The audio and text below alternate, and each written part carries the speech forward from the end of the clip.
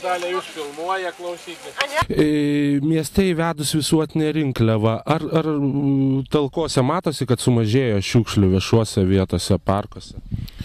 Taip, ne tik tai viešuose vietose, bet ypatingai aš pastebiu, kad ir miškuose, ypatingai melioracijos grioviuose šiukšlių beveik nebeliko ir vis tik tai rinkliava šiek tiek privertė žmonės tinkamai įrengti šiukšlės ir tinkamai jas realizuoti arba parduoti, atiduoti. O kaip Ukmergėje su talka, kaip jums kaip miesto vadovai atrodo, ar pakankamai žmonės renkasi į jas? Mes šiandien šiuo momentu mes nematom, kiek žmonių dirba galbūt savo teritorijose arba savo teritorijose prie savo namų. Bet vis tiek talkos vyksta, sakyčiau, dideliu mastu ir organizacijos įstaigos, ir miesto gyventojai jas organizuoja taip, kad darbas atliekamas didelis. Nors, kaip jūs sakėt pradžioje, kad rinkliava yra, jinai savo darbą atlieka, bet šiukšlintojų, tie, kurie šiukšlina matyt, be jokios rinkliavos, jų dar yra nemažai. Kiek savivaldybės darbuotojų šiandien susirinko į talką maždaug? Šiuo momentu dar nežinau, bet nemažas būrys. Atsimenu, balandžio 10 vienais metais maudėmės. Baisiai šylam. Jinai išlenda su maudyklėmis, tai buvo galiu priminti.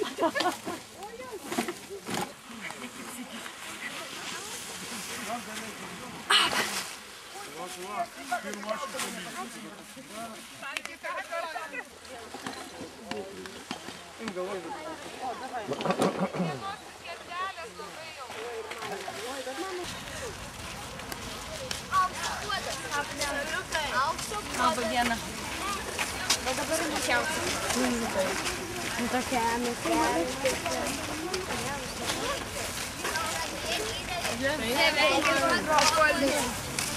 Čia ne Tauragė.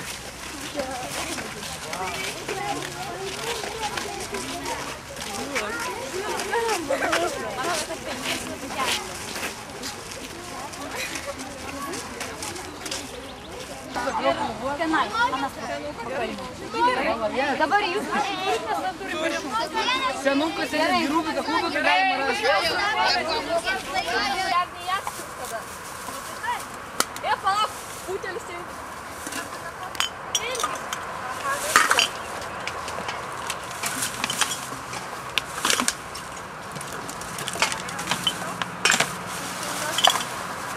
Atneškit didelį maišą. Pas mane jau pilnas. Jau? Aha. Ne, matau, pilnas. Atnešk didelį pilną. Džiūjų, tu šiaip gali. Ačiū.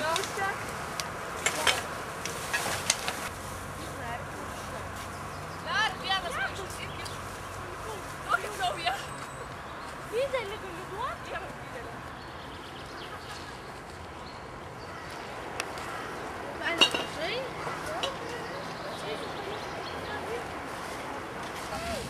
Taigi taip negalima. Kodėl?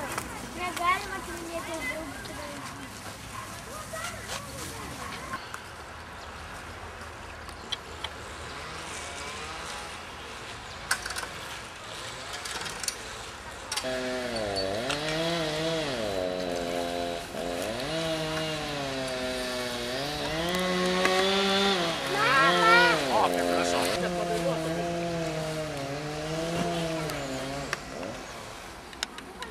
Padainuojam, aš paplosiu.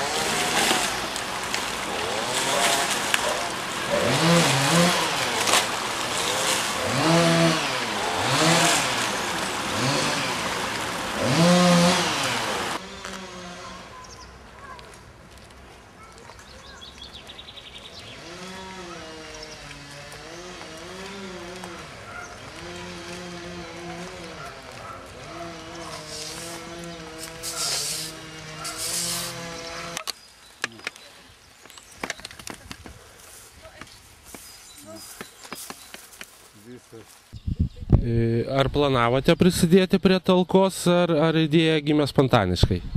Planavom. Jau mes ne pirmi metai, jau 3 metai kaip tvarkomės ir slikau Ukmergėje. Tai užsiregistravęs esat? Aš taip užsiregistravom, taip. O vietą kaip pasirinkot?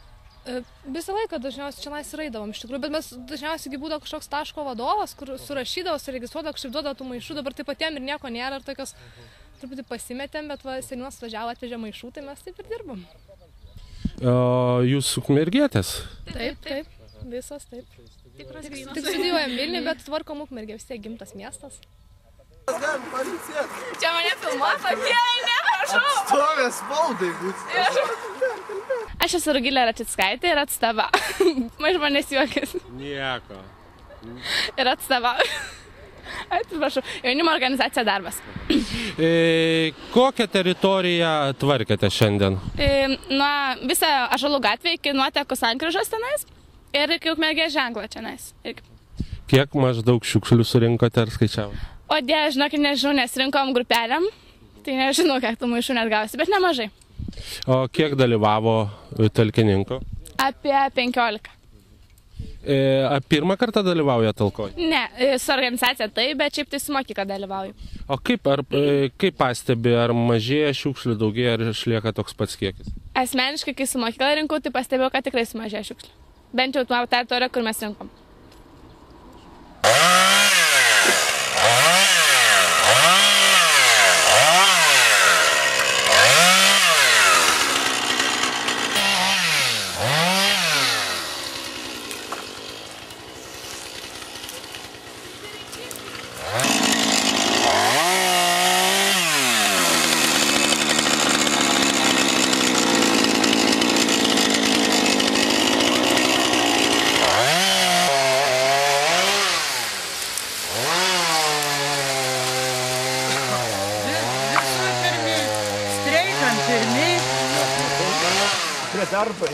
Prie darbo, nereikės. Atėjom tik 5 buvom. Paskui Julius atvežė ten nuo kopūstų, sakė, kad nuo 50 šiukšlės renka. O kaip į darbą bėga panelės. Mes nelaukam. Na, kaip sekasi? Taigi matai? Nu, gerai, oras geras. Nu. Ir laiminga, sako, ten nuvarė kažkokią šiukšlytę kiloti. Klozetus radom.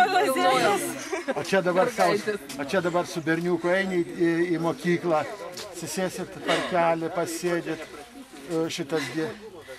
tasgi, genys čia kala, o, duoda jisai čia mums nuo ankstyvo ryto. Jums savo pamoką susėsit. Laužą užkuriam. Aha, sutvarkėm laužus.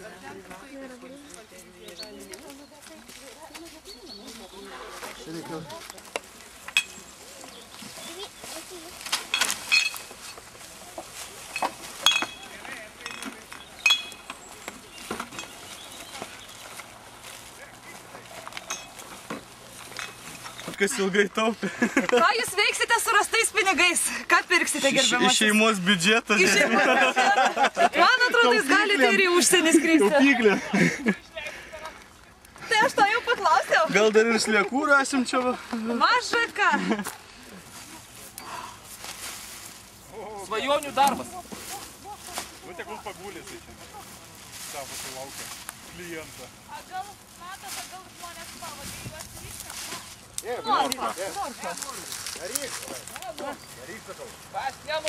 Daigykloms ir daiginimo vadonams 30% akcijų.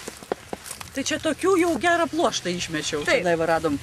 Ir darbinėms pirštinėms 30% nuolaida. Dėkojame Norfos direkcijai. Kad nelaiko mūsų be darbo. Būtent. Nes jeigu ne jie, mes neturėtumėm ką veikti. Ėmam šitą darbą.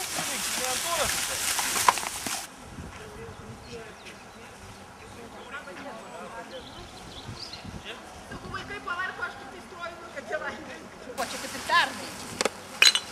Ir pernai kiek užpilni, čia nieko nepadarysi, ten duobė yra.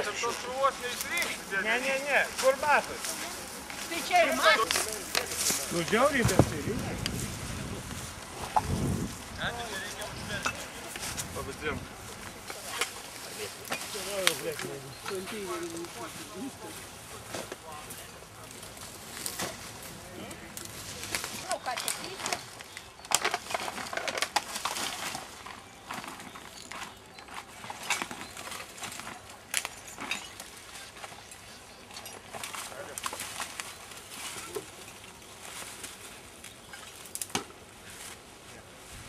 Jau ne pirmus metus policijos kolektyvas dalyvauja talkoje. Kaip atrodo, šiukšlių mažėja ar daugėja? Toje vietoje, kur mes kiekvienais metais plečiam teritoriją, tai ten reikia padirbėti, parinkti, bet taip, tai daug mažiau negu pirmais metais, kai pradėjom akcijų. Pradedam. Dabar praplėtėm iki baldų, lindom link upės daugiau. Tai kaip matot, padaugėjo, kol išnešėm visus. Darbo truputį daugiau, nes praplėtėm teritoriją. Žmonių daugiau, apie 50 žmonių dirba. Kaip ir kasmet vyksta gal šiandien didžiausia talka, daugiausia talkininkų. Kokios tendencijos dėl atliekų? Ar jų gamtoj daugėja, mažėja ir dar, aišku, susiję, kad rinkliava buvo įvesta? Ukmergė tradicinė talka organizuoja šių 5 metus ir galiu pasakyti, kad metai iš metų kolektyvų įsijungia vis daugiau ir žmonių, bet atliekų yra išties mažėja. Jeigu 10 metais mes per talką surinkom virš 35 tonų, tais metais 25, šiais metais tai tikrai žymiai mažiau, kadangi 10 metų pabaigoje įvedus rinkliavas sumažėjo.